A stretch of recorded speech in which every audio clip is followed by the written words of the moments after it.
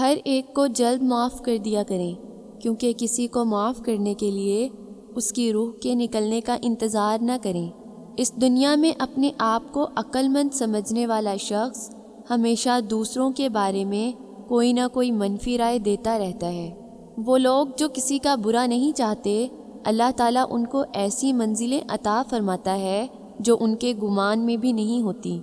جب لوگ تمہیں تکلیف میں اکیلا چھوڑ دیں تو جان لو کہ اللہ تعالیٰ تمہارے کام کا ذمہ خود لینا چاہتا ہے۔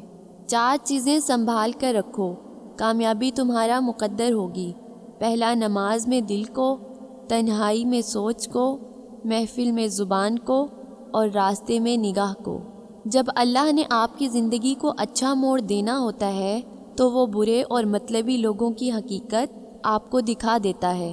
اگر آپ کے ساتھ ناانصافی اور زیادتی کی حد ہو جائے تو صرف اتنا سوچ کر خاموش ہو جائیں کہ جو ذات اوپر بیٹھی ہے وہ بہت بے نیاز ہے۔ دوسروں پر کیچڑ اچھالنے سے پہلے اتنا یاد رکھیں کہ آپ بھی انسان ہیں اور غلطیوں سے پاک نہیں ہیں۔ فضول خواہشات کے پیچھے مت بھاگو، کیونکہ یہ تمہاری دنیا اور آخرت برباد کر دیتی ہیں۔ دنیا کی حقیقت بس اتنی سی ہے کہ غم میں تنہا ہے اور خوشیوں میں زمانہ ساتھ ہوتا ہے۔ سچا انسان تھوڑا جذباتی ضرور ہوتا ہے، لیکن منافق نہیں ہوتا۔ بس اللہ پہ یقین رکھو، پھر دیکھنا وہ تمہیں ویران کنویں سے نکال کر ساری سلطنت کا بادشاہ بنا سکتا ہے۔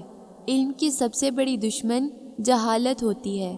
اخلاص یہ ہے کہ انسان اپنی نیکیوں کو اس طرح چھپائے جس طرح اپنے گناہوں کو چھپاتا ہے۔